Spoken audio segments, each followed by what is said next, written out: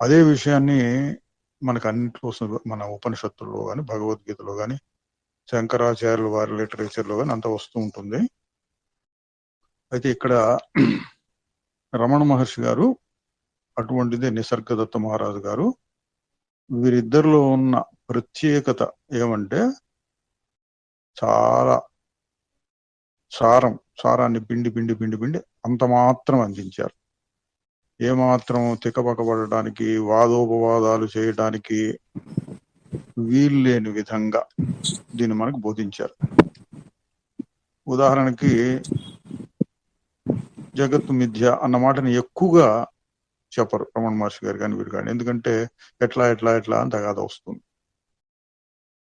ఇందులో వీరేం చెప్తారు, నువ్వెవరో తెలుసుకో. ఇందులో తగాద ఏం లేదు. నువ్వంటే ఫలానా అని చెప్పినా కూడా ఎట్లా అని మళ్ళీ ప్రశ్న వేసే అవకాశం ఉంది. నువ్వెవరు లేకపోతే నేనెవరు, దీన్ని మనసులో పెట్టుకుని ఇది ఒక్కటే చాలు మనకి. సర్వ వేదాంత సారం. ఎన్నో పుస్తకాలు చదివి ఉండొచ్చు మనం. ఆ చదివిన వాటన్నిటికీ ఏంటి సారం, మనం దేన్ని పట్టుకోవాలి అంటే ఈ సారభూతమైనటువంటి విషయాన్ని చెప్పారు వీరు. ప్రస్తుతం నిసర్గదత్త గారు చూస్తున్నాం కాబట్టి అందులోనే చూద్దాం. వీరు చెప్పేటటువంటి టెక్నిక్, వీరి గురించి కోసం మీకు ఇంట్రడక్షన్ వచ్చి ఉంటుంది, అందుకని ఊరికి ఒక 2 నిమిషాల్లో చెప్తాను. వీరిలో ఉన్న మాకు తెలియదండి గురువు గారు, మాకు తెలియదు, కొంచెం చెప్పండి. సరే. నిసర్గదత్త గారి చరిత్ర కూడా మనకు ఎక్కువగా తెలియదు. వారు చిన్నప్పుడు ఒక పల్లెటూరులో పుట్టారు. చదువు సంజలు ఏం లేవు. ఆ ఊరు మొత్తంలో ఎవరో ఒక బ్రాహ్మడు ఉండేవాడు. ఆయన ఎప్పుడైనా ఈ పురాణాలు, కథలు, శాస్త్రాలు ఇట్లాంటివి చెప్తుంటే వాళ్ళు వింటూ ఉండటమే. వ్యవసాయము, పశువుల పోషణ ఇట్లాంటి వాటిలో గడుపుతూ ఉండేవారట. వాళ్ళ నాయనగారు చనిపోయిన తర్వాత కుటుంబ పోషణ భారం ఈయన మీద పడి పల్లెటూరులో బతకలేక బొంబాయికి వచ్చి అక్కడ చిన్న షాపులు పెట్టుకున్నాడు. ఏం షాపు? బీడీల షాపు, బీడీలు అమ్మే షాపు. తర్వాత కొంచెం విస్తరించి ఏదో చిన్న బనీళ్ళు ఇటువంటివి కూడా హోజీరీ అంటారు, హోజీరీ కూడా పెట్టుకుంటాడు. ఫుట్పాత్ షాపులు లాంటివి చిన్న షాపులండి. అటట ఏదో కాలం గడిపారు ఆయన. ఎట్లా వచ్చింది అంటే ఇది పూర్వజన్మ సంస్కారం. మహానుభావుడుగా ఎవరో ఒక స్నేహితుడు ఇన్ని ఒక గురువు గారి దగ్గరికి తీసుకెళ్లారు. సిద్ధరామేశ్వర అని ఆయన కర్ణాటకలో ఎక్కడ ఉంటుంది వారి ఆశ్రమం. బొంబాయి అప్పుడప్పుడు వస్తూ ఉండేవారు ఉపన్యాసాలు ఇవ్వటానికి. ఆయన శిష్యుడు ఒక ఆయన ఇన్ని రాపరలేదని లాక్కెళ్ళాడు, అంత పెద్ద ఆసక్తి లేకపోయినా. సరే, కొన్నాళ్ళు ఆయనతో గడిచినాయి. అట్టట మరి వారు ఏం చెప్పారు, వీరిని ఏం చెప్పారు విన్నారో, ఎంతకాలం జరిగిందో ఆ వివరాలన్నీ ఏం లేవు. వీరు తమకు తాము చెప్పుకున్నారు ఏమంటే, మా గురువు గారు నాకు ఒక ఉపదేశం ఇచ్చారు, నాకు చదువు సంధ్యలు లేవు, ఏమైనా చదివితే వినటం, మహా అయితే కొద్దిగా చదవటమే కానీ తర్వాత నేర్చుకున్నది. మా ఊళ్ళో స్కూల్ లేదు, రాయటం చేత కాదు, కొద్దిగా చదువుతాను, శాస్త్రాలు తెలియవు, అందువలన మా గురువు గారిని నేను నమ్మాను అన్నారండి. ఇది ఎన్నో ప్రత్యేకత. గురువు చెప్పిన మాట నమ్మాను. ఇది ఒక రకంగా వారికి ఒక అడ్వాంటేజ్ అనమాట. ఎవరికి పెద్దగా చదువులు రాని వాళ్ళు నమ్మకం ఎక్కువగా ఉంటుంది. అట్లా ఈయన నమ్మారు. గురుగారు ఏం చెప్పారు మీకు అంటే, గురువుగారు ఏం చెప్పారు నీకు అంటే ఆయనే చెప్పుకున్నారు. నేను కానిదేది నేను కాదు, ఇట్లాగో సింపుల్గా చెప్పారట, గుర్తుపెట్టుకున్నారు. నేను అంటే ఏంటో చూసుకుంటూ ఉండు అంటే ఈయన బోధనకు సారాంశం మొత్తం నేను అన్న భావము అంటారు. మొట్టమొదటి అధ్యాయం ఇందులో ఆ పుస్తకంలో ఏదో వస్తుంది, నేను అన్న భావం. నేనంటే ఏంటి అందరికి అనిపిస్తూ ఉంటుంది, నేనంటే ఏంటి నేను. మనకు కూడా చూసుకోవచ్చు దాన్ని, నేను అంటే ఏంటి. నేను అనగానే చాలా మందికి ఏం కలుగుతుందంటే, నేను ప్లస్ సంథింగ్ వస్తుంది, ప్లస్ వస్తుంది, దానికి దీనికి ఇంకా నేను అనగానే ఫస్ట్ మొట్టమొదటిగా వస్తుంది నేను. ప్రస్తుతం కుర్చీలో కూర్చొని ఉన్నాను. ఇంకొంచెం మనసు అట్టట విహరించి ఆ ఇంట్లో కూర్చొని ఉన్నాను, ఆ ఇల్లు నాదేను, నా ఇంటి పక్కన వీళ్ళు ఉన్నారు, నా వయసు ఇంత, నా కులము, గోత్రము, నా విద్య, నా ధనము, నా సంతానము, కుటుంబం, ఇవన్నీ ఇవన్నీ ఏవో గుర్తొస్తూ ఉంటాయి. నిన్న చేసిన పనులు, ఇవాళ చేసిన పనులు, 10 సంవత్సరాల నాడు చేసిన పనులు, ఇవన్నీ గుర్తొస్తూ ఉంటాయి. రేపు ఏం చేయాలి, సంవత్సరం తర్వాత ఏం చేయాలి, ఇవన్నీ ఊహలు వస్తూ ఉంటాయి. ఇవన్నీ కలుపుకొని ఇందులో కొన్నింటిని నేను అనుకుంటూ, ఉదాహరణకి ఏం చదువుకున్నావు నువ్వు అంటే ఇంత చదువుకున్నాను అన్నారు అనుకోండి, విద్య. నువ్వా అంటే గట్టిగా అడిగితే నేనెట్ట అవుతుంది, చదువుకున్నాను, నేను చదువు నాకు వచ్చింది. కానీ లోపల భావం ఎట్లా ఉంటుంది, ఇంత విద్య కలిగినటువంటి నేను, ఇంత ధనం కలిగినటువంటి నేను, ఈ ఇంట్లో ఉండేటటువంటి నేను, అటువంటి భావాలు లోపల ఉంటాయండి. అది నేను నాది అంతా కలిసిపోయి గజిబిజిగా ఉంటుంది. ఇప్పుడు మహారాజు గారు చెప్పే బోధలో నేనంటే నేనే, ఊరికే కూర్చుని ఆయన చెప్పారు 3 సంవత్సరాలు ఏమో అదే పనిగా చేసుకుంటూ పోయాను. నేను వేరే ఏం భావం పెట్టినా, నేను షాప్ లో ఉండి బీడీలు అమ్ముకునేవాడు కదా అని, బీడీలు కాదు ఏం కాదు, అసలు నేను షాప్ ఎక్కడుంది లేదు, నేనంటే నేనే. నేను ఇట్లా కూర్చొని ఉన్నాను కదా, కూర్చున్నది శరీరం కదా, ఆ శరీరం నిన్న ఒక రకంగా ఉంది, ఇవాళ ఒక రకంగా ఉంది, నిద్రపోయినప్పుడు ఒక రకంగా ఉంటుంది. కాబట్టి ఈ శరీరం కూడా మారిపోయేది నేను కాదు. మరి నేనంటే ఏది అని ఊరికే నేనంటే ఏది ప్రశ్నిస్తే ఫలానా అని చెప్పకుండా అటు ఊరికే కూర్చోవటం, మనసులో ఏ ఆలోచన వచ్చినా సరే ఇది నేను కాదు, ఇది నేను కాదు, ఇది నేను కాదు, ఇది నాది కాదు, నాది కాదు అని నిషేధపూర్వకమైనటువంటి సాధన అన్నమాట. మనం చూసుకున్న ఇంతకుముందు కూడా ఒకసారి చూసాం, నేతి వాక్యాలు అంటూ ఉంటారు, ఇది కాదు, ఇది కాదు, ఇది కాదని. నేతి వాక్యాలు, విధి వాక్యాలు ఇవన్నీ మనం వింటూ ఉంటాం. ఇది శాస్త్ర పరిచయం ఉన్న వాళ్ళు చదువుతూ ఉంటారు, వింటూ ఉంటారు. ఈయన ఏం చేశారు, వినూరుకోవడం కాదు, వారు గురువు గారు చెప్పింది శ్రద్ధతోటి నమ్మకంతో వినూరుకోవటం కాకుండా సాధనకు ఉపయోగించుకున్నారు. ఎట్లా ఊరికే కూర్చోవటం, పని లేనప్పుడు అట్లా కూర్చోవడం, గంటల తరబడి కూర్చోవడం, పొద్దులు రాత్రి మెలకు రాగానే, అదే ఆ షాపులో కూర్చొని ఏం పని లేనప్పుడు, బేరాలు లేనప్పుడు ఊరికే కూర్చోవడం. ఏం చేస్తున్నా సరే అదే పనిగా, దాన్ని ఏకపరత్వం అంటారు. ఏకపరత్వం, అదే పనిగా అదే ఏకాగ్రతతోటి నేనెవరు, నేనంటే నేను ఇది కాదు, ఇది కాదు, ఇది కాదు, ఇది కాదు, ఇది కాదు, నేతి వాక్యాన్ని వాడుకున్నారన్నమాట మనసులో. నేతి ఆ మాటలు కూడా ఆయనకి తెలియవు. గురుగారు చెప్పారు, నువ్వు కాదు ఏది, నువ్వు కాదు, నువ్వెవరో చూసుకో. అటు చూస్తూ ఉండగా 3 సంవత్సరాలకి నాకు ఆత్మానుభవం కలిగింది అన్నారు. ఇక్కడ కూడా మహారాజు గారు చెప్పిన దాంట్లో ఒక విశేషం ఉన్నది. సాధారణంగా మనం గ్రంథాలు చూస్తుంటే శంకరాచార్య వారు ఇంతకాలం పాటు ఆ సమాధి స్థితిలో కూర్చొని ఉండగా ఎవడో ఆయన చంపడానికి కత్తి తీసుకొని ఇట్లాంటి ఏవో మాటలు వింటుంటాం. రామకృష్ణ పరమహంస గారికి అంటే సమాధి స్థితి ఏం తెలియకుండా పోతుండేవాడు. రమణ మహర్షి గారు కూడా కొండ గుహలో చాలా కాలం అట్లా కూర్చొని ఉన్నారు. ఈ మధ్యన కూడా ఎవరో అది పరమహంస యోగానంద క్రియాయోగ ఇట్లాంటి వాయన కూడా ఎన్నో అనుభవాల్ని పుస్తకాల్లో రాసి చూపించారు. నిర్వికల్ప సమాధి, సవికల్ప సమాధి, యోగాభ్యాసం ఇట్లాంటివన్నీ. అవన్నీ తీసుకుని మనం ఆత్మానుభవం అంటే ఇట్లా ఉంటుంది కాబట్టి ఇట్లా ఉండాలి కావాలు అనేటటువంటి భావాల్ని కలిగించుకుంటాం. నిసర్గదత్త మహారాజు గారు ఇంకొక రకంగా చెప్పారు. 3 సంవత్సరాల పాటు మా గురువు గారు చెప్పింది అదే పనిగా అనుకుంటూ మనసులో ఇది కాదు దోహిస్తూ ఉంటే నాకు అనుభవం కలిగింది అన్నాడు. మీ అనుభవం ఏమిటి అని అడిగారు. దగ్గరికి వచ్చిన వాళ్ళు చాలా మంది, ఎక్కువ మంది పాశ్చాత్య దేశీయులు. వాళ్ళందరికీ హేతువాదం, తర్కం, శాస్త్రాలు మన శాస్త్రాలు వాళ్ళు చదువుకొని ఉండరు, వాళ్ళ శాస్త్రాల్లో ఇవన్నీ ఉండవు, వాళ్ళకి నమ్మకాలు తక్కువ, ప్రశ్నలు ఎక్కువ. అడిగారు, ఏంటి మీకు కలిగిన అనుభవం అని. ఏం చెప్పారు, సుఖ దుఃఖాలు నా మీద ప్రభావం చూపించటం ఆగిపోయింది అన్నారు. ఇంగ్లీష్ లో pains and pressures have stopped affecting me అని వస్తుంది. ఈయన అనుభవం అంటే ఇదండి. నాకు ఇట్లా అయిపోయింది, అట్లా పోయింది, ఏదో పెద్ద వెలుతురు కనపడింది, లేకపోతే నా శరీరం తోసకుండా పోయింది, నేను అది మన మూలాధారం నుంచి సహస్రారం వరకు శక్తి ప్రవాహం జరిగింది, ఇటువంటి వర్ణనలు లేకుండా సుఖ దుఃఖాలు నా మీద ప్రభావం కలిగించడం ఆగిపోయింది. సరిగ్గా భగవద్గీతలో వచ్చే పద్ధతి ఇది. స్థితప్రజ్ఞ లక్షణాల దగ్గర స్థితప్రజ్ఞుడు అంటే ఎవరు అని ప్రశ్నిస్తే, ఇటువంటి అనుభవం, అటువంటి అనుభవం, కదిలించినా సరే రాయిలాగా ఉంటాడు, కింద పడతాడే కానీ అసలు మెలకు రాదు, అటువంటి వర్ణన కాకుండా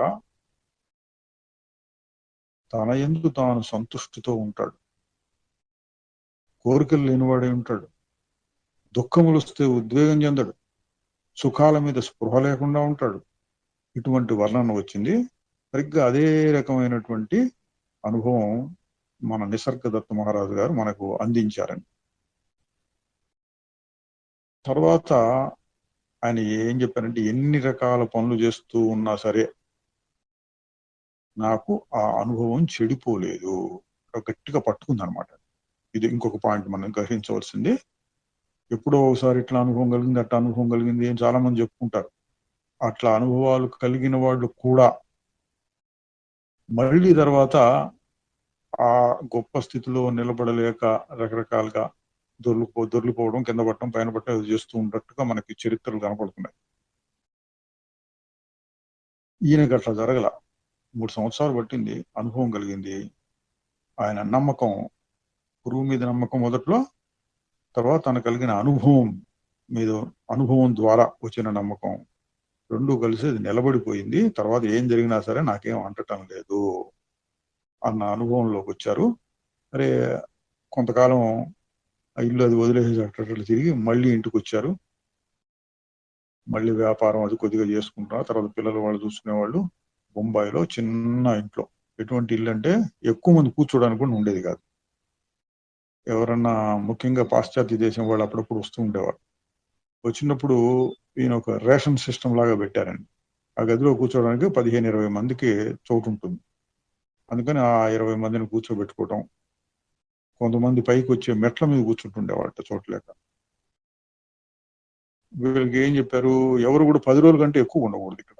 ఎందుకు, కొత్త వాళ్ళు వస్తుంటారు, పాత వాళ్ళు వెళ్ళిపోతూ ఉండాలి 10 రోజులు అని. వచ్చి వాళ్ళు ఏదో ప్రశ్నలు వేస్తూ ఉండడం, చెప్తూ ఉండటం, ఇటువంటివేవో సాగిపోయినాయి. అవన్నీ టేప్ రికార్డ్ చేసేవాళ్ళు కొంతమంది. ఇంతో మొదట్లో చెప్పిన తర్వాత టేప్ రికార్డర్ పెట్టేవారు. దాన్ని మారిస్ ఫ్రైడ్మన్ అనే ఆయన స్వీడన్ దేశస్థుడు అనుకుంటాను, నాకు గుర్తులేదు. అక్కడి నుంచి వచ్చి తర్వాత భారతదేశంలో అక్కడెక్కడ తిరిగి రమణ మహర్షి గారి దగ్గర కూడా ఉండి, తర్వాత బొంబాయిలో వచ్చి నిసర్గదత్ మహారాజు గారి దగ్గర కలుసుకుని ఆ టేప్ రికార్డర్ అవన్నీ తీసి అందులో ఉన్న వాటన్నిటినీ మరాఠీ కూడా కొంత నేర్చుకున్నాడు. మహారాజు గారు మరాఠీలో మాట్లాడారు, ఎక్కువ మరాఠీ, కొద్దిగా హిందీ. వాటన్నిటినీ సంకలనం చేసి ఐ ఆమ్ దట్ అనే పుస్తకం లాగా ప్రింట్ చేయించారు. అది పుస్తకం బయటకు వచ్చిన తర్వాత ఇంకా పెరిగిపోయినారు. పాశ్చాత్య దేశం వాళ్ళు, ఇంగ్లీష్ వచ్చిన వాళ్ళందరూ దాన్ని చదివి అప్పుడు ఇక్కడికి రావడం మొదలుపెట్టారు. ఆ తర్వాత మనకి మరాఠీ భాషలో, హిందీ భాషలో అట్లా ట్రాన్స్లేషన్స్ వచ్చినాయి. తెలుగులో కూడా 2-3 ఏళ్ల క్రితం వచ్చిందని విన్నాను, నేను చూడలేదు. కానీ అది ఆయన చరిత్ర. అందుకని ఆయన ముఖ్యంగా చెప్పేటప్పుడు ఈ భగవద్గీతని, ఉపనిషత్తుని, ఇట్లాంటి వాటి గురించి కొటేషన్స్ ఇవ్వడం లేకుండా ఆయన అనుభవం నుంచి చెప్తూ ఉంటారు. ఇప్పుడు మీరు చూసిన వాటిల్లో 11వ భాగంలో ఎప్పుడు చెప్పినా ఒకటే అనుకున్నాగా, కొంచెం ఇంచుమించుగా అవే ఉంటాయి. మనకు కావాల్సిన మాటలు, సాధకులకు కావాల్సిన మాటలు ఒకటి, నాకు విపరీతమైన పని ఉంటుంది, నా వృత్తి వ్యాపారం అవి మానుకోవడం కష్టం, నేను చేసుకుంటూ ఉండాలి, మరి నన్ను ఏం చేయమంటారు అని అడిగాడు ఒక ఆయన. ఇది కూడా చాలా మందికి అన్వయిస్తుందండి. విపరీతమైన పనులలో ఉండేవాళ్ళు ఉంటారు. ఆయనకు తగినట్టుగా ఏం చెప్పారంటే, నీకు ఎప్పుడెప్పుడు ఒక్క క్షణమైనా సరే కాస్త విశ్రాంతి దొరుకుతుందో నీ పనులలో, అప్పుడప్పుడల్లా ఒక్క క్షణం అట్లా ఆగి నేను అన్న భావాన్ని పెట్టుకో. చూడు నేనంటే ఏంటని చూడు.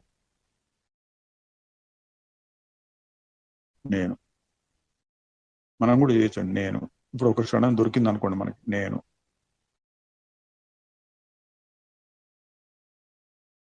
ఏదో కొంచెం కదిలింది మనసులో, ఏదో ఆలోచన వచ్చింది, అది నేను కాదు.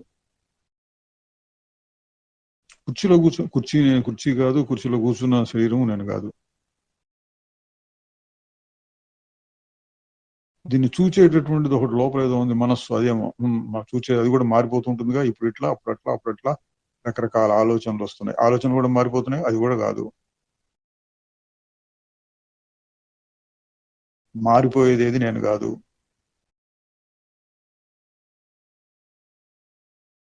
ఏదో కదిలింది, అది నేను కాదు, కదిలింది కాబట్టి నేను కాదు.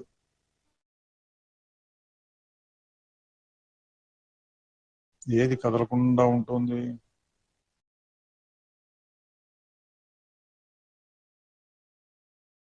అది నేను.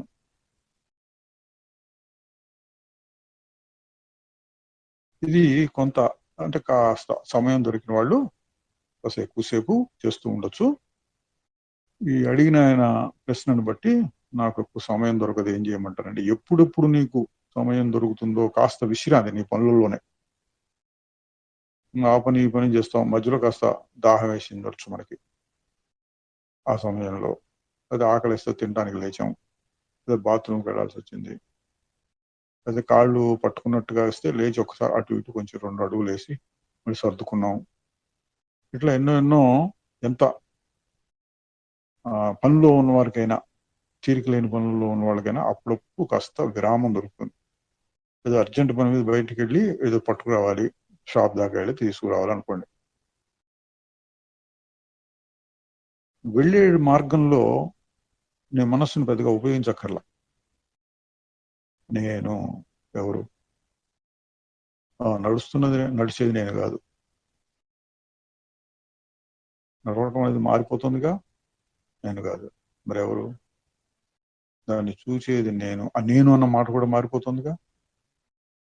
ఇట్లా మనలో మనం తర్కించుకుంటూ, తర్కం కూడా కాదండి, తర్కం అంటే ప్రశ్న సమాధానం అట్లా కాదు, చూడటం, ఇది కాదు తీసేయి, ఇది కాదు తీసేయి, నిషేధ పద్ధతి చేస్తూ ఉంటే తీసేయడానికి వీల్లేంది అంటే మారకుండా ఉండేది. ఇట్లా ఆగి, పూర్తిగా ఆగినప్పుడు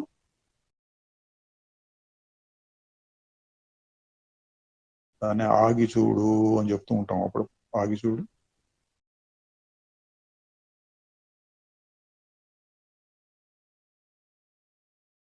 దీన్ని మనకి అన్వయించుకుంటే మనకున్న సమయాన్ని అది పెట్టుకొని యావరేజ్ మీద ఊరికేదో గుర్తు కోసం 5 నిమిషాలకు ఒకసారి 5 సెకండ్ల పాటు ఆగి చూడు. అట్లా ఆగు, ఏం కదలదు, ఊరికే ఆగు. అట్లా 3 సెకండ్లు అనుకోండి, 3 సెకండ్లు ఆగి తర్వాత 2 సెకండ్లు నేనంటే అది. ఏది ఆగిపోయినప్పుడు ఏ అనుభవం ఉందో అది. ఇది కూడా చాలా గమనించవలసిన విషయం అండి. ఆగిపోయినప్పుడు ఏ నిశ్చల స్వరూపం ఉంటుందో అది నేను, అది నేను, అది నేను, అది నేను అని గుర్తించాలి. సాధారణంగా ఇటు అనుభవాలు చాలా మంది కలుగుతూ ఉంటాయి. పెద్ద సాధన లేని వాళ్ళు కూడా ఏదో నిశ్చలంగా ఉన్నట్టు, ప్రశాంతంగా ఉన్నట్టు అప్పుడప్పుడు అనుభవం కలుగుతూ ఉంటుంది. దానికి వాళ్ళు వ్యాఖ్యానం ఎట్లా చేసుకుంటారు? నాకు ఈరోజు మంచి అనుభవం కలిగింది, నిశ్చలమైన అనుభవం కలిగింది, అంత ఆగిపోయిన అనుభవం కలిగింది, ఇట్లా చెప్పుకుంటారు. నిశ్చలమైన అనుభవం కలిగింది.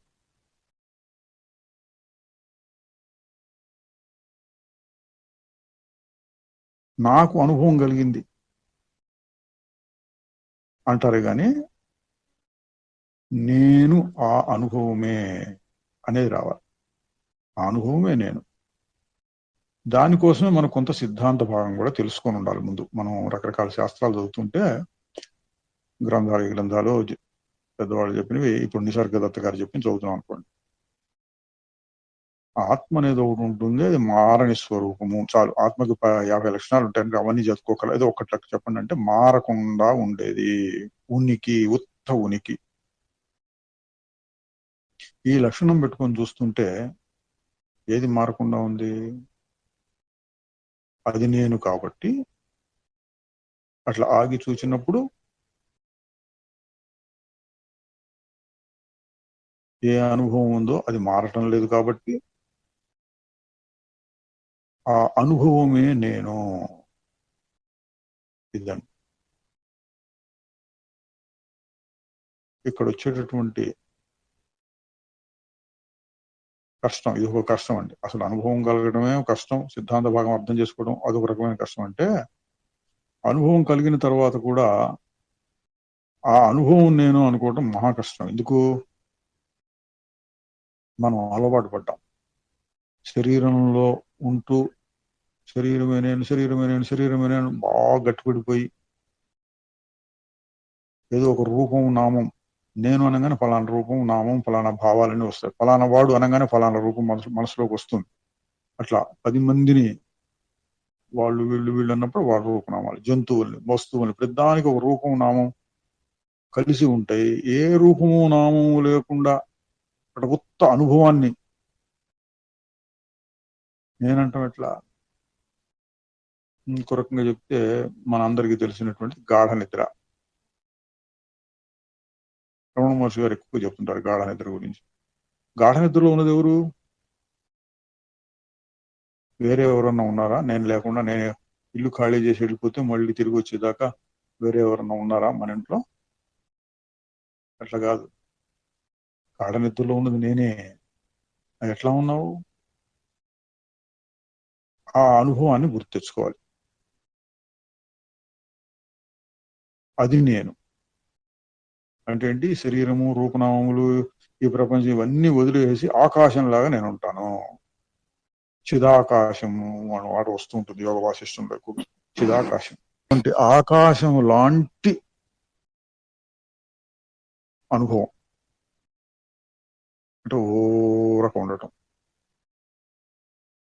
మరి అది నేను ఎట్లా అనిపిస్తుందంటే మళ్ళీ మళ్ళీ మళ్ళీ మళ్ళీ మళ్ళీ మళ్ళీ మనం దాన్ని చూసుకుంటూ ఉంటే అనుభవాన్ని మళ్ళీ మళ్ళీ రిపీటెడ్ గా అదే చెప్పాం. 5 నిమిషాలకు ఒకసారి 5 సెకండ్లు అట్లా చూసుకుంటూ ఉంటే ఆ గంటకి 12 60 సెకండ్లు అంటే 1 నిమిషం. గంటకు 1 నిమిషం. ఇంకా ఎక్కువ చేయొద్దని కాదండి. ఇప్పుడు ఏం చెప్పాడు? నాకు ఆ పనులు ఈ పనులు ఉన్నాయి వాళ్ళ కోసం చెప్పేమాట. ఇంకా ఎక్కువ చెప్తే తప్పులేదు, మంచిదే. ఇట్లా చేస్తూ ఉంటే ఏం తెలుస్తుంది? దాంతో మనకి పరిచయం పెరుగుతుంది. ఇది మన యొక్క అదృష్టమో దురదృష్టమో లేకపోతే ఆ మాయాశక్తి ఎట్లా ఉంది చూడండి. మనకు పరిచయం లేకపోవడం. మళ్ళీ మళ్ళీ మళ్ళీ మళ్ళీ చాలా సార్లు చేయంగా ఆ అనుభవం ఏదైతే ఉందో అది నేను.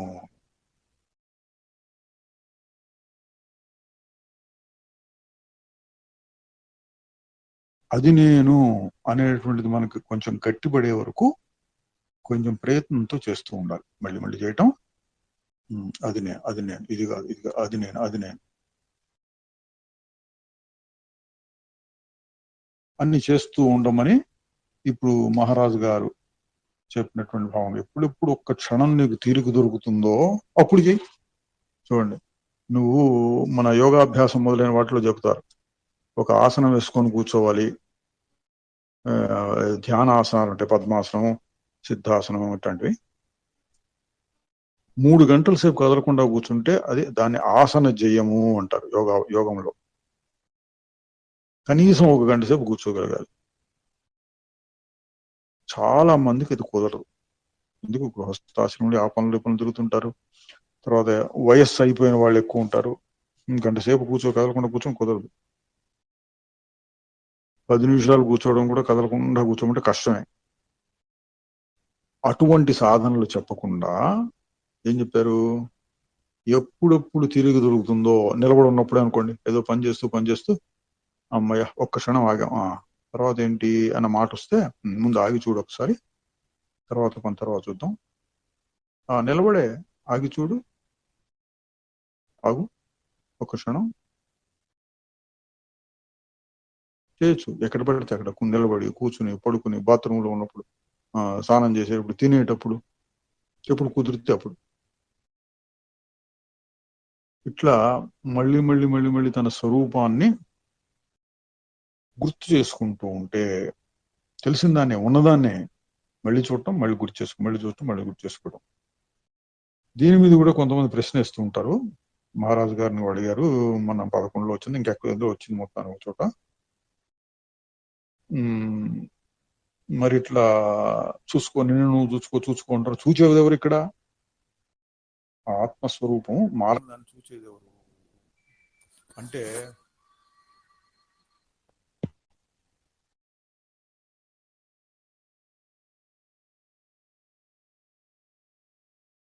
మహారాజు గారు చెప్పారు, అందరు చెప్పిందేలేండి, శుద్ధ మనస్సు అన్నారు. శుద్ధ మనస్సు భగవద్గీతలో కూడా చెప్తారు, ఉద్ధరేద ఆత్మనాత్మానం అని. ఆత్మతోటే ఆత్మను ఉద్ధరించుకోవాలి.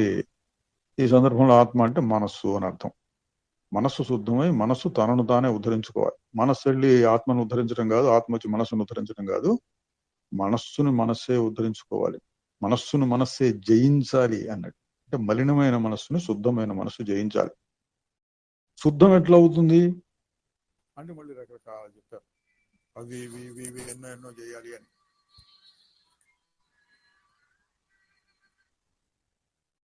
ఏమేం చేయాలి అంటే యోగాభ్యాసం చేయొచ్చు, ప్రార్థనలు చేయొచ్చు, భక్తి చేయొచ్చు, ఏదో పూజలు పునస్కారాలు ఇట్లా చాలా ఉన్నాయి. ఏంటి జ్ఞానానికి పూర్వం చేయవలసినటువంటివి. అవన్నీ చెప్పకుండా మహారాజు గారు, అట్లాగే రమణ మహర్షి గారు కూడా చెప్పి అవన్నీ చెప్పి సాధన చతుష్టయ సంపత్తి కావాలి, శమధమములు, తితిక్ష ఇటువంటివన్నీ కావాలి అని భయపెట్టకుండా అందరికీ ఇదే చెప్తున్నారు. నువ్వెవరో తెలుసుకో, నువ్వెవరో తెలుసుకో, నువ్వెవరో తెలుసుకో. నీకు అర్హతలు ఉన్నాయా లేవా అంటే ఇది నచ్చి నువ్వు కాస్తో కూస్తో అభ్యాసం మొదలు పెట్టగలిగితే నీకు అర్హత ఉన్నట్టే. శుద్ధమైన 100% అర్హత ఉండాలి. అర్హత కోసం నేను ఇప్పుడు మళ్ళీ ప్రయత్నాలు చేస్తాను అక్కర్లేదు.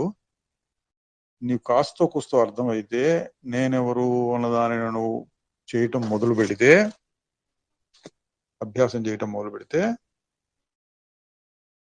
మనస్సు దానంతట శుద్ధం అవుతూ వస్తుంది. ఎందుకు? మనస్సు మలినం అంటే ఏంటి? ప్రాపంచికం, బహిర్ముఖ దృష్టి, అవి ఇవి ఇవి ఇవి ఆలోచిస్తూ ఉంటే అది మలినం అవుతుంది. నువ్వు దీని గురించి ఆలోచించడం మొదలు పెట్టేప్పటికి ఆ భావాలు తగ్గుతూ తగ్గుతూ తగ్గుతూ వస్తాయి. ఇక్కడ కావాల్సిందల్లా ఏంటి? నిసర్గదత్త గారు చేసినట్టు శ్రద్ధ, నమ్మకం, అదే అదే అదే అదే మళ్ళీ గంటల తరబడి అదే భావంలో. ఏంటి మా గురుగారు ఎట్లా చెప్పారు, నేనెవరు నేనెవరు నేను నేను నేనే అనుకుంటూ గెలిపాడు. దాంతో దానంతరది ఆటోమేటిక్ గా మనసు శుద్ధం అవుతుంది. బహిర్ముఖ దృష్టి తగ్గుతూ తగ్గుతూ తగ్గుతూ వచ్చి అటువంటి వారికి చెప్పేది ఏంటి? ఇదండి, డైరెక్ట్ గా ఒకేసారి నీ స్వరూపాన్ని నువ్వు తెలుసుకో. ఏంటి నీ స్వరూపం? ఆగి చూడు. మరి అవి ఇవి ఆలోచనలు వస్తుంటే తీసేసేయి. ఎట్లా? ఒక్క క్షణం అయినా సరే. చూడండి, జ్ఞాన మార్గంలో ఉన్నటువంటి సులువు. కష్టానికి కష్టం ఉంది. కష్టం ఏంటి? బాగా సూక్ష్మంగా చురుకుగా చూసే శక్తి కావాలి. దాన్ని తెలుసుకునేది ఎవరు? నేను. దాన్ని కూడా తెలుసుకునేది ఎవరు? దాన్ని కూడా తెలుసుకునేది ఎవరు అంటే ఇంకా ఇంకా ఇంకా సన్నగా లోపలికి వెళ్ళాలి. ఇది సూక్ష్మ బుద్ధి కావాలి. అది ఇందులో కష్టం. అది ఉన్న వాళ్ళకి, అంటే కాస్త కూస్తో నేనెవరంటే ఎవరు అని కాస్త అర్థం చేసుకోగలిగిన వాళ్ళకి ఎంత సులువు అయిపోయిందంటే ఇక అంతకు ముందు ఉన్నటువంటి వివేకము, వైరాగ్యము, సాధన చతుష్టయ సంపత్తి ఇటువంటివి ఏం పట్టించుకోనక్కర్లేదు. అంతసేపు ఇదే నేనెవరు నేనెవరు నేనెవరు అన్నదాన్ని సాధన చేస్తూ ఉండొచ్చు. అందులో కూడా ఎట్లా చెప్పారు ఇక్కడ? 3 గంటల సేపు ఆసనంలో కూర్చోవాలి, గంట సేపు కూర్చోవాలి, అట్లా కాకుండా ఎప్పుడు తీరిక దొరికితే అప్పుడు. ఇదండి ఈ కలౌ స్మరణాన్ముక్తి అని చెప్తుంటారు. కలియుగంలో ఇవన్నీ పనికిరావు, స్మరించుకోవాలి భగవన్నామం అట్లా ఉన్నాయి కొన్ని మాటలు. అట్లాగే ఈ కలియుగంలో వాళ్ళ కోసం ఏమో ఇటువంటి మహాత్ములు చెప్పారు, నీ పనులన్నీ చేసుకో, ఆపుకోలేకపోతే వదిలే చేసుకుంటూ పో, వాటిని కుదిరినప్పుడు ఒక్క క్షణం చెయ్యి అన్నారు. తర్వాత దీనికి ఇంకొక ఉదాహరణ ఇచ్చారు. ఎట్లా ఉండాలి నువ్వు అంటే, ఒక శిశువులాగా. చిన్నపిల్లలు ఎట్లా ఉంటారు వాళ్ళు? వాళ్ళకి దేహధ్యాసం ఉంటుందా ఉండదా అంటే ఉంటుంది. దేహధ్యాస ఎంతవరకు ఉంటుంది? ఆకలి వేసినప్పుడు ఏడుస్తారు, ప్లస్ పాలు గిలితే మళ్ళీ పడుకుంటారు. ఏ పురుగు లాంటిదో కుడితే అని ఏడుస్తారు, మళ్ళీ దాన్ని సర్దితే పోదు. అటువంటివో చిన్న చిన్న ఉంటాయి. అసలు నేను ఎక్కడున్నాను, ఈ ఇల్లు ఏమిటి, ప్రపంచం ఏంటి, ఇందులో భారతదేశంలో ఉన్నానా, నేను అమెరికాలో ఉన్నాను, ఇటువంటి ఏమి వాళ్ళకు ఉండవు. ఊరక ఉండటం. ఆ విధంగా ఉండు అన్నారండి. బాలోన్మత్త పిశాచవత్ అని వస్తుంది శాస్త్రంలో. మహారాజు గారి శాస్త్రాలు చదువుకున్నారో విన్నారో లేదో తెలియదు కానీ ఆ ఉదాహరణ చెప్పారు. శిశువులాగా ఉండు అంటే కొద్దిసేపు అనుకోండి, నేను ఒక 5 నిమిషాల సేపు శిశువులాగా ఉంటాను అనుకున్నాం అనుకోండి, ఏం పట్టించుకోకూడదు. ఏం జరిగినా సరే, ఎక్కడున్నావు ఏమో, నీ పేరేంటి ఏమో, ఇటువంటి ఏ ఆలోచన వచ్చినా సరే ఏమో ఏమో ఏమో ఏమో ఏమో తెలియదు. నేను ఎవరు ఊరకు ఉన్నాను అంతే, ఉన్నాను ఉన్నాను ఉన్నాను.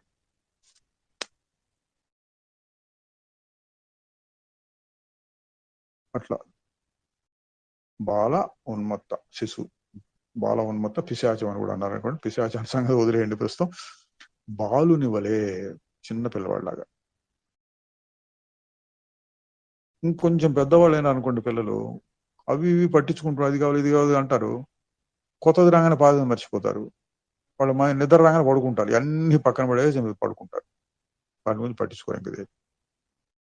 అట్లా ప్రపంచంలో కాసేపు అటు ఇటు తిరిగినా వెంటనే వదులుకోగలిగినటువంటి శక్తి, అది కూడా చిన్నపిల్ల. అంటే పెరుగుతూ ఉన్న కొద్దీ వాళ్ళకి వస్తాయి, వాసనలు పెరుగుతూ ఉంటాయి. మరీ పెద్ద కాకుండా చిన్నపిల్లలు, 6 నెలలు, ఏడాది, 2 ఏళ్ళ పిల్లలు, వాళ్ళని చూసి కూడా కొంత పట్టించుకున్నా మళ్ళీ వెంటనే ఇంకోటి దొరకంగానే దాన్ని వదిలేస్తారు. నిద్ర వచ్చినప్పుడు అన్నింటినీ వదిలేస్తారు. అటువంటి ఉదాహరణ చెప్పారండి. ఆ విధంగా మనం ఉండవచ్చును అన్నారు. ఇంకెవరో అడిగారు కింద సార్, దాంట్లో వచ్చింది, చాలాసార్లు వచ్చిందిలేండి మాట. వస్తూనే ఉంటాయండి ఆలోచన, ఎంత చెప్పినా వస్తూ ఉంటాయి. ఆగు అంటే ఆగట్లేదు, ఆగు అంటే ఆగట్లేదు, ఏం చేయాలి ఏం చేయాలి ఏం చేయాలి అన్న ప్రశ్నలు కూడా చాలా మంది అడుగుతుంటారు. దానికి ఏం చేయొచ్చు అన్నారంటే, ఊరక చూస్తూ ఉండు, ఊరక చూస్తూ ఉండు, అంటే పట్టించుకోకుండా చూస్తూ ఉండు. ఎట్లా, ఇక్కడ ఇందులో ఒక ఉదాహరణ కూడా ఇచ్చారు. వీధిలో వెళ్ళే ట్రాఫిక్, రోడ్డు ట్రాఫిక్, వీధిలో రద్దీగా జరుగుతుంటాయి, వాహనాలు మనుషులు అవి పోతుంటే వస్తూ ఉంటే, ఊరికే నిలబడ్డావు, ఎవడొచ్చాడు ఎవడు పోయాడు అనవసరం, ఏదో బాగా వచ్చింది, బస్సు వచ్చిపోయింది, లారీ వచ్చింది పోయింది, స్కూటర్లు పోయినాయి, కార్లు పోయినాయి, జనాలు నడిచిపోతున్నారు, అదైంది ఇదైంది ఇదైంది, ఊరికే చూస్తూ ఉంటాం. ఈ ఊరికే చూడటం అంటే ఏమొస్తుంది అందులో అర్థం? దేన్ని పట్టించుకోకుండా ఉండటం. ఊరక చూడటం అంటే అది, దేనిని పట్టించుకోకుండా చూడటం. ఆ విధంగా చూస్తూ ఉండు అన్నారండి. ఆలోచనలు వస్తున్నాయంటే ఆగట్లేదంటే, పోనీ ఆగకపోతే పోనీ, దేన్ని పట్టించుకోకుండా చూడు. ఎందుకు? నాకేం అవసరం లేదు. ఇది దాని పూర్వ రంగంలో ఉండవలసిన సిద్ధాంతం ఏంటంటే, నాకేమీ అవసరం లేదు, ప్రపంచం ఎట్టా పోయినా నాకేం కాదు, నా స్వరూపానికి ఏమీ లోటు ఉండదు, నేను ఎట్లాంటి వాడిని, గాఢ నిద్రలో ఉన్న స్వరూపము, ఈ అభిప్రాయాల లోపల ఉంటే, ఆ తర్వాత ఏం చేయాలి? ఊరికే కూర్చో, ఆగమంటే ఆగట్లేదు, పోనీ రాని, కానీ పట్టించుకోకు. ఇక్కడ పట్టించుకోకుండా ఉండటం ఏంటి? ఇది మనం అనుభవంలో గ్రహించాలండి. పట్టించుకోవడం అంటే కాసేపు నిలబెట్టడానికి ప్రయత్నం. ఇప్పుడు ట్రాఫిక్ ఉదాహరణ చెప్పారు. ఒక కార్ ఏదో పోయింది అనుకోండి, అరే రే ఇది ఎవరు, మన వాళ్ళ కార్ లాగా ఉంది, అదే కలర్ చూస్తే అట్లాగే ఉంది, నంబర్ అంతా, అరే నంబర్ చుట్టం మర్చిపోయాను, ఎందుకు ఇక్కడికి వస్తారు, ఈ టైం ఎప్పుడు ఇక్కడికి రారే అని దాని గురించి ఇంక 2-3 నిమిషాలు ఆలోచించారు అనుకోండి, అది పట్టించుకున్నట్లు అవుతుంది. మీరు ఎక్కడికి వెళ్ళిపోయినారు? వర్తమానంలో లేరు. శరీరం ఎక్కడో ఉంది, ఏ టైంలో ఉందో కానీ శరీరం ప్రకారం, గడియారం ప్రకారం టైం కదులుతుంది. మీరు 2 నిమిషాలు 3 నిమిషాలు వెనక్కి వెళ్ళారు. ఒక్కోసారి ఏళ్ల తరబడి వెనక్కి వెళ్తాం, అప్పుడెప్పుడో జరిగింది గుర్తొచ్చి దాన్ని పట్టించుకుంటున్నట్టు అవుతుంది. దాన్ని ఇంకొంచెం నిలబెట్టి, అప్పుడు అట్లా జరిగింది, ఇట్లా జరిగింది, అట్లా జరగకుండా ఉంటే బాగుండేది, ఇట్లా జరిగితే బాగుండేది, అయిపోయిన దాని ఎంత ఎంత పట్టించుకున్నట్లు అవుతుంది. అంటే ఒకసారి ఏదైనా చలనం, ఆలోచన వస్తే వెంటనే వచ్చింది పోయింది అంటే మీరు పట్టించుకోకుండా ఉన్నట్టు. వచ్చింది, అదే ఇదా ఇదా ఇదా అని కాసేపు దాని గురించి ఆలోచిస్తుంటే పట్టించుకున్నట్లు అవుతుంది. ఇక్కడ మహారాజు గారు, ఇతర పెద్దలు కూడా అనుకోండి, ప్రస్తుత సందర్భం కాబట్టి మహారాజు గారు అందాం. మహారాజు గారు ఇచ్చినటువంటి సాధన పద్ధతి ఏంటి? కూర్చో, ఊరక గమనిస్తూ ఉండు. ఊరక అంటే పట్టించుకోకుండా, ఆలోచనల నుంచి ఏమి ఆశించకుండా, అవి నిజం అనుకోకుండా చూస్తూ ఉండాలి. వాటికి మనం ఇచ్చే విలువ ఏంటి? విలువ అంటే ఒక మనిషి వచ్చాడు అనుకోండి, మనిషి ఎటువంటి వాడు, ఈయన మంత్రి గారండి, పెద్ద విలువ ఇస్తాం. పెద్ద పెద్ద ఐఏఎస్ ఐపీఎస్ ఆఫీసర్ లాంటి వాళ్ళు కొంచెం విలువ ఇస్తాం. ఇది మన స్వాముల వారులండి, పెద్ద విలువ ఇస్తాం. వీడు ఎవరండి, ఊరికే రోడ్డు ఊడ్చేవాడండి, అంత విలువ ఇవ్వం. మన ఇంట్లో పని మనిషి వచ్చిందండి, అంత విలువ ఇవ్వం. ఏదో ఈ పువ్వు పనికిరాందండి, ఇది ఏదో వాసన లేని పువ్వు, పనికిరాదు, విలువ ఇవ్వం. అట్లా ఇక్కడ దేనికి విలువ ఇవ్వాలి, దేనికి విలువ ఇవ్వకూడదు? ఇక్కడ చెప్పింది వచ్చే పోయే వాటిని పట్టించుకోకుండా చూడు అంటే వాటికి ఏమీ విలువ లేదు. వాటికి ఉన్న ఒకే ఒక లక్షణం, వస్తుంది పోతుంది, వస్తుంది పోతుంది, వస్తుంది పోతుంది. ఈ సాధన చెప్పారండి. మరి దేనికి విలువ ఇవ్వాలి అంటే, ఎవడైతే దీన్ని గమనిస్తూ ఉన్నాడో వాడికి విలువ. ఇది ఒకే విషయాన్ని రెండు రకాలుగా చెప్పినట్టు. దానిని విలువ ఇవ్వకుండా, పట్టించుకోకుండా, పోనీ పోనీ వస్తుంది పోయింది పోయింది పోతుంది పోతుంది పోతుంది ఊరికటి చూస్తూ ఉంటే మన స్వరూపాన్ని పట్టించుకున్నట్టు అవుతుంది తెలియకపోయినా. నేను చూస్తున్నాను కదా, నేను మారటం లేదు కదా అనుకోకర్లా. తెలియకుండానే ఆ మారని స్వరూపంలోకి మనం వెళ్ళినట్లు అవుతుంది. ఇంకొక రకంగా ఇటువైపు నుంచి మొదలు పెడితే నేను మారటలా, నేను మారటలా, నేను ఎప్పుడు ఒకటే రకంగా ఉన్నాను అంటూ ఉంటే ఏమైనా వచ్చినా వాటిని మనం పట్టించుకోకుండా, విలువ ఇవ్వకుండా ఉన్నట్లు అవుతుంది. పోతుంటే వస్తుంటాయి. అట్లా దీన్ని గట్టిగా పట్టించుకుంటే అవి విలువ తీసేసినట్టు అవుతుంది. దాన్ని పట్టించుకోకుండా ఉంటే దీనికి బాగా విలువ ఇచ్చి దీన్ని పట్టించుకున్నట్టు అవుతుంది. రెండు రకాలుగా అన్నమాట. దాని మీద ధ్యానం చేయొచ్చు. వీటిని పట్టించుకొని వీటిని పట్టించుకోకుండా విలువ తీసేసి పోని పోని పోని అంటూ ఉంటే అది మిగులుతుంది. రెండు అనమాట. రెండు రకాలుగానే చేయొచ్చు. ఈ రెండు రకాలుగానే చెప్తూ ఉంటారు. ఇక్కడ చెప్పింది ఏంటంటే, ఇది ఒకటి చెప్పారు, వస్తుంది పోతుంది, వస్తుంది పోతుంది, పట్టించుకోకుండా గమనిస్తూ ఉండు. తర్వాత క్రిందసారి దాంట్లోనే అంటే 11వ భాగంలో ఇంకొకటి కూడా చెప్పారు. ఏంటంటే, ఫలానా ఇట్లా ఇట్లా ఇట్లా అని అనుకుంటూ ఉండడం. ఇది ఒక రకం ధ్యానం. అంటే ఇప్పటిదాకా చెప్పిందేమో గమనిస్తూ ఉండటం, ఊరిక గమనిస్తూ ఉండటం. ఆ భావం, ఆ సాధన వచ్చింది. అది కూడా కుదరట్లేదంటే సందర్భాన్ని బట్టి రకరకాలుగా చెప్పవచ్చు. అంటే ఏంటి, అంతా జ్ఞానమే, అంతా ఆత్మజ్ఞానం, అంతా ఆత్మ కోసం సాధన అయినప్పటికీ ఇందులోనే కొద్దిపాటి రకాలు. ఇంకో రకం ఏం చెప్పారంటే, అది సాక్షి, నిశ్చల స్వరూపం, దానికి ఏమి అంటదు, కోరికలు భయాలు లేని స్వరూపం, చాలా శుద్ధమైనటువంటిది, ఎప్పుడు ఒకటే రకంగా ఉంటుంది అని ఈ విధంగా ఆలోచిస్తూ ఉండు అన్నారండి. ఆలోచనలు వద్దన్నా వస్తున్నాయి, ఆకుండా వస్తున్నాయి అంటే దానికి ఇది ఒక ట్రిక్ అనమాట అండి, ఉపాయం, టెక్నిక్. ఏంటి, ఆ రకమైన ఆలోచనలు వస్తుంటాయి, శరీరానికి ప్రపంచానికి సంబంధించింది, వద్దన్నా వస్తున్నాయి, నాకు చేత కావట్లేదు, వాటిని గమనిస్తూ ఉండటం, చురుకుదనం లేదు, వచ్చింది పోయింది అంటాం కూడా కుదరట్లేదు అంటే కూడా ఇంకోటి ఏం చేయొచ్చు అన్నారు, ఇంకొక రకమైన ఆలోచనలు కల్పించుకోను. నా స్వరూపం అటువంటిది, నేనెవరు అసలు, రమణ మహర్షి గారు ఏం చెప్పారు, నేనెవరు తెలుసుకోమన్నారు, నిసర్గదత్త గారు ఏం చెప్పారు, నేనన్న భావాన్ని అంటుపెట్టుకుని ఉండమన్నారు. అసలు నేనంటే ఎవరు, అసలు నేనేది ఒకటి ఉంటుంది కదా, ఎట్లా ఉంటుంది, అది ఎప్పుడు ఉండాలి కదా, జాగ్రత్త స్వప్న సుషుప్తి మూడింటి ఎందుకు ఉండాలి కదా. ఇట్లా మననం అండి, మననం అనుకోవచ్చు మనం. ఇంతకు ముందు విన్న విషయాల్ని, ఆత్మకు సంబంధించిన విషయాల్ని మళ్ళీ మళ్ళీ మళ్ళీ అనుకుంటూ ఉండటం, అంటే మననం చేస్తూ ఉండటం కూడా ఒక పద్ధతి. అంటే ఎవరికి ఏది కుదిరితే అన్నట్టుగా కొన్ని రకాలు చెప్తూ ఉంటారు అక్కడక్కడ. మనం ఇవన్నీ వినేటప్పుడు మనకి ఏది సరిపోతుందో అది మనం పట్టుకోవాలండి. మనం శాస్త్రాలు చదువుతుంటే కేవలం సిద్ధాంత భాగాలు వస్తుంటాయి, చాలా సిద్ధాంత భాగాలు, ఇట్లా ఇట్లా ఆత్మ ఏది ఇటువంటిది అటువంటిది ఇటువంటిదని. మనం ఏం చేయాలి మరి అంటే, అక్కడెక్కడ వస్తుంది, దీన్ని మననం చేస్తూ ఉండు, సాక్షి నేను భావిస్తూ ఉండు, ఇటువంటి మాటలు వచ్చినాయి అనుకోండి, అది మనకి ఆదేశం అనమాట అండి. సాధన ఇట్లా చెయ్యి అన్నట్లు. అటువంటి మాటల్ని మనం పట్టుకొని ఉపయోగించుకోవాలి. అట్లా ఇక్కడ ఏం మాటలు పెట్టుకోండి, నేను అది ఇట్లాంటి వాడిని అట్లాంటి అట్లాంటి దాన్ని గురించి ఆలోచిస్తూ ఉంటాం. ఇందాక చెప్పిన దానికి తేడా ఏంటి? నేను అది ఆగు చూడు అంటే నిశ్చలంగా ఆగిపోవాలి.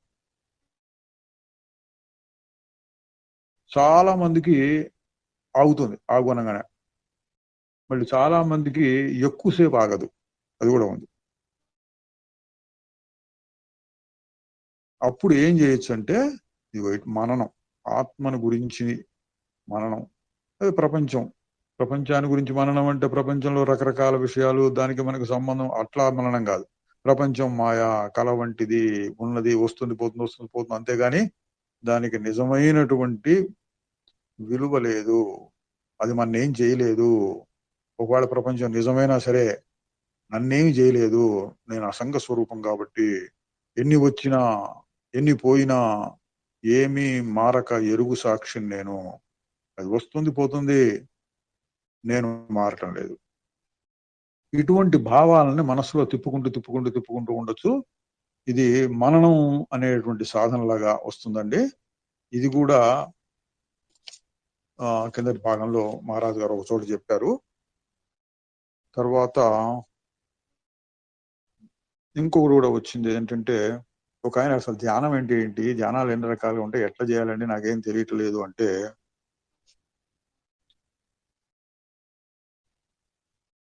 ఎన్నో రకాల ధ్యాన పద్ధతులు ఉన్నాయి ప్రపంచంలో. మనకు కూడా తెలిసిందండి. వాళ్ళు వీళ్ళు పేర్లు కూడా చెప్తుంటారు. దేవుడు అంటే మళ్ళీ ఎన్నో రకాల ఆకారాలు, వాటి మీద ధ్యానం.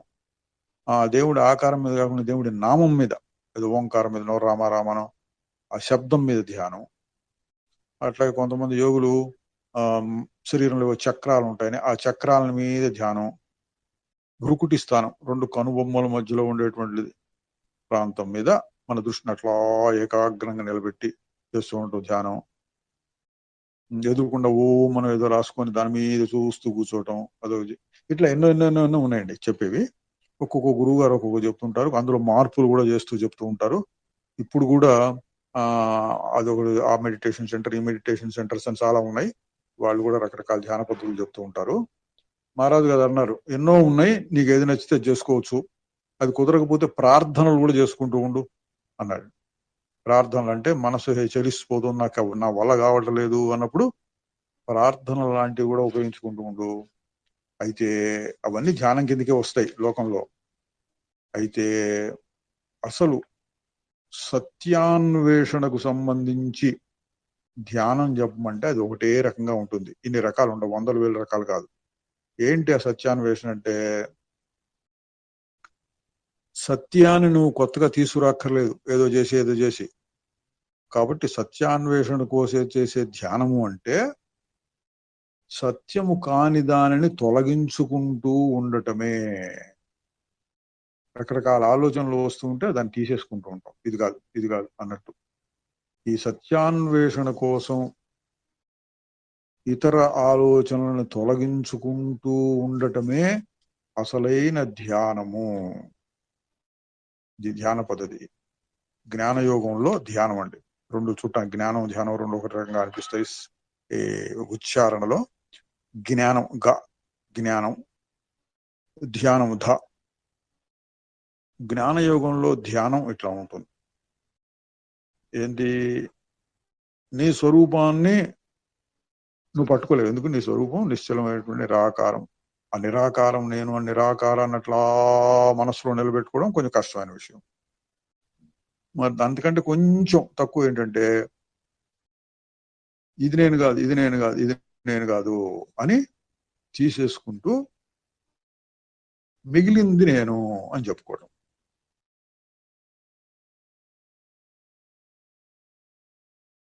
ఎవరో అడిగారు, తర్వాత ఒక ఉదాహరణ ఇచ్చారు. ఏమిటంటే, మనసు ఎప్పుడు చెలిస్తూ ఉంటుంది కదా, మీరు ఆపమంటున్నారు, ఎట కుదురుతుంది, దాని స్వభావం చలించడం కదా అంటే, మహారాజు గారు ఏమన్నారంటే, మనసు రెండు రకాలుగా ఉండొచ్చు. ఏంటి? నీరు తేనెలాగా.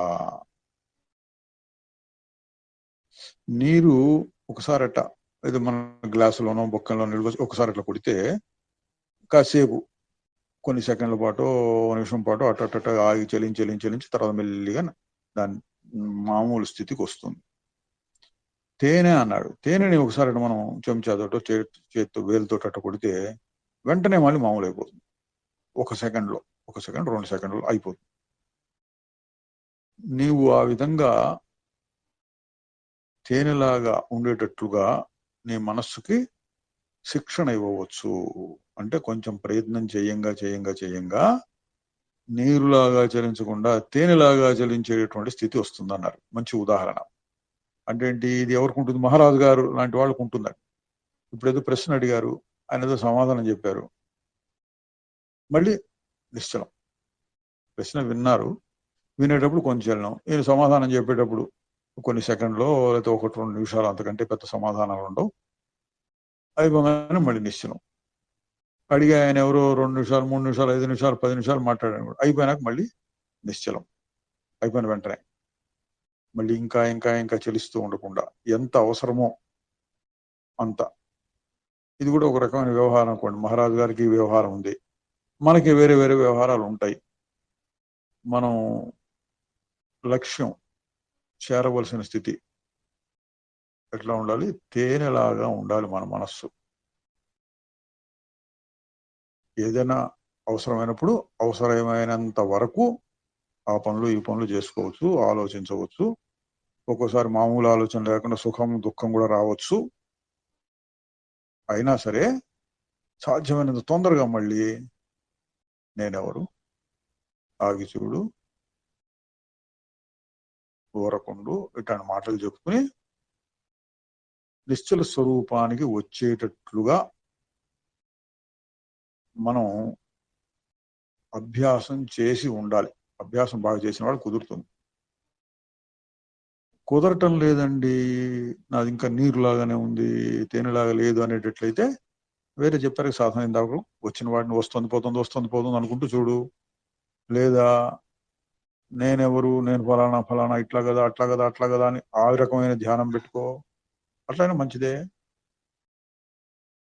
మరి చివరిగా ఏమని చెప్పారు?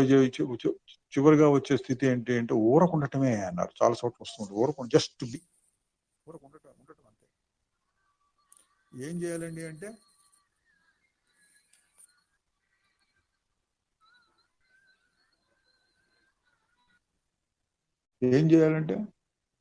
ఏం చేయకర్రా. ఎందుకని? ఆత్మ ఎప్పుడు ఉన్నది. ఇది అటు రమణ మహర్షి గారు కానీ నిసర్గదత్త గారు ఇంకెవరైనా సరే ఈ ఆ జ్ఞాన మార్గంలో చెప్పేది ఏంటంటే ఆత్మ ఎప్పుడూ ఉన్నది, 24 గంటలు ఉంది, పుట్టినప్పటి నుంచి ఇప్పుడు దాకా ఉన్నది. నువ్వు కాని దానిని నువ్వు తొలగించుకుంటూ రావడమే గాని నువ్వు కొత్తగా దానిని తీసుకొని రానక్కర్లేదు. అందువలన చాలా తరచుగా చెప్తుంటారు, ఇట్లా రకరకాలుగా కూడా చెప్తూ ఉంటారు.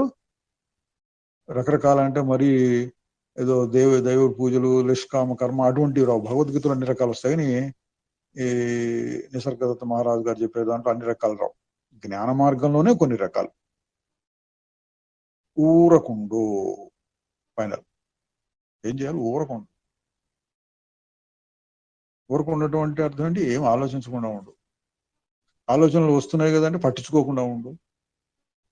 మరి చిన్న పనులు ఆ పనులు ఈ పనులు చేయాలి కదా అంటే చేసేటప్పుడు కూడా నేను వేరు అన్న భావంతో చేస్తూ ఉండొచ్చు. అకర్త భావం అండి. శరీరం చేస్తోంది, నేను కాదు అన్న భావాన్ని నిలబెట్టుకుంటూ చేసుకోవచ్చు. ఏదో జరుగుతోంది అంతే. చెట్లు ఆకులు కదులుతున్నాయి బయటకు చూస్తే ఇప్పుడు, అట్లాగే ఈ శరీరం కూడా కదులుతుంది. దాని ధర్మం అది. నేనెవరు? నేను ఊరకుండేటటువంటి స్వరూపాన్ని నేను. అంటే 2 రకాలండి. ఊరకుండా దాన్ని ఏం పనిలేనప్పుడు కళ్ళు మూసుకొని అటా ఊరకుండా ఆగిపోయి దాన్ని పరిశీలన చేస్తూ ఉండొచ్చు. లేదా కళ్ళు తెరుచుకొని ఇదంతా ఏంటి, ఇదంతా ఏదో ఓ బొమ్మ కనపడుతోంది, ఆ బొమ్మని చూసేది ఎవరు? నేను. అంతా కలిపి ఒక బొమ్మ. అట్టా చూసినా ఊరకుండు అనే మాట వస్తుంది. లేదు ఏదైనా చిన్న చిన్న ఆ పనులు ఈ పనులు చేస్తూ ఉంటే వెసులుపు చేయొచ్చు. చేయడానికి ఏమైనా ఆలోచనలు కావాలి కదంటే రావచ్చు. మళ్ళీ వెంటనే నీరు తేనె ఉదాహరణ, మళ్ళీ వెంటనే తన స్వరూపంలోకి తాను వచ్చేసేటట్లుగా ఉండాలి. ఇవన్నీ చెప్పి తర్వాత ఇంకొకటి కూడా చెప్పారండి. దాన్ని శాస్త్రంలో, యోగ శాస్త్రంలో అక్కడ ప్రతిపక్ష భావన అనే మాటతో చెప్తూ ఉంటారు. మహారాజు గారు ఎక్కువగా చెప్పరు. మహారాజు గారు ఎక్కువగా ఆత్మజ్ఞానం, ఆత్మధ్యానము, నేనెవరు, నువ్వెవరు, నేను ఎట్లా ఇటువంటి మాటలు చెప్తారు. కానీ ఎవరు అడిగిన దానికి, అంటే అడిగిన వారిని బట్టి కొద్దిగా ఒక్కోసారికి వచ్చి చెప్పాల్సి వస్తుంది. ఏం చెప్పారంటే, నిన్ను అవి ఇవి బాధిస్తూ ఉంటే అది నేను కాదు, దానికి నాకు సంబంధం లేదు, ఏది ఉంటే అది, దానికి వ్యతిరేకమైనటువంటి భావాలను పెట్టుకోమన్నారు. నాకు ఏదో నొప్పిగా ఉంది కాల్లో అన్నారు అనుకోండి, కాళ్ళు నాది కాదు, కాల్లో నొప్పి కూడా నాది కాదు. నాకు ఎవరి మీద కోపం వచ్చింది అని అనుకోండి, కోపము నాది కాదు, కోపం వచ్చిన మనస్సు నాది కాదు, కోపం ఎవడి మీద వచ్చిందో వాడికి నాకు అసలు సంబంధం లేదు, నేను అసంగ స్వరూపము అని ఏది కలిగితే దానికి ఇది నేను కాదు, అది నేను కాదు, అది నేను కాదంటూ కాదు కాదు కాదు అనేటువంటి భావనను కూడా పెట్టుకోవచ్చు. అంటే ఇది వ్యతిరేకమైనటువంటి ధ్యానం అన్నమాట. ఉన్నదాన్ని కాదు కాదని చెప్పడం ఒకటైతే, మరీ మరీ ఎక్కువగా వస్తున్నాయి ఒకే రకమైనటువంటి భావనలు, ఆ సమయంలో ఆగి చూడు అంటే కుదరదు. సాధారణంగా అంత తేలిక కుదరదు. మనస్సు ప్రశాంతంగా సాత్వికంగా ఉన్నప్పుడు ఒకసారి ఆగమ్మా అంటే తేలిగ్గా ఆగుతుంది. మరి తీవ్రమైనటువంటి కామక్రోధ రోమోహాలు అంటారు, ఇటువంటి చలనములు తీవ్రంగా ఉన్నప్పుడు, పరిస్థితులు అంత బాగా లేనప్పుడు, ఇంకా మనస్సులో ఆరోగ్యం సరిగ్గా మనసులో ఆ శరీరంలో ఆరోగ్యం సరిగ్గా లేనప్పుడు కూడా మనస్సు కూడా అంత సాత్వికమైన స్థితిలో ఉండదు.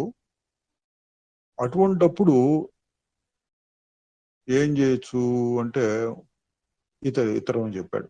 ఊరకుండా లేకపోతే నేనదే అని ఆలోచిస్తూ ఉండు, లేక ఏదో ఒకటే రకమైనటువంటి పనికిరాని ఆలోచనలు వస్తుంటే దానికి వ్యతిరేకమైనటువంటి ఆలోచనలు చెప్పుకుంటూ, అది నేను కాదు, నాకు సంబంధం లేదు, ఏదో కోపం, నేను ఎప్పుడు శాంతం, ఏదో కోరిక వచ్చింది, కోరికలు నాకు సంబంధం లేదు, అన్ని కోరికలు తీరినటువంటి స్థితి నాది, ఇట్లా కూడా చెప్పుకుంటూ ఉండొచ్చు. ఆ రకంగా కూడా నీ సాధన నువ్వు చేస్తూ ఉండొచ్చు. అంటే కుదిరినప్పుడు, ఎంత కుదిరితే అంత, ఏ రకంగా కుదిరితే ఆ రకంగా మనస్సుని తదేకంగా దీని మీద పెట్టి తిప్పుతూ ఉండొచ్చు. ఇవన్నీ జ్ఞాన యోగంలో ఉండేటువంటి సాధన పద్ధతులు 5-6 వచ్చినాయి కిందటిసారి మనం చెప్పుకున్న దాంట్లో. ప్రతిసారి కూడా దాదాపుగా అవే వస్తూ ఉంటాయి. ఎందుకంటే కొత్తగా చెప్పడానికి ఏముండదు. అడిగే వాళ్ళ మాటలు వేరుగా ఉంటాయి, చెప్పే వాళ్ళ కూడా కొన్ని మాటల్లో వేరుగా ఉండవచ్చు, దాంట్లోనూ వస్తూ ఉంటాయి.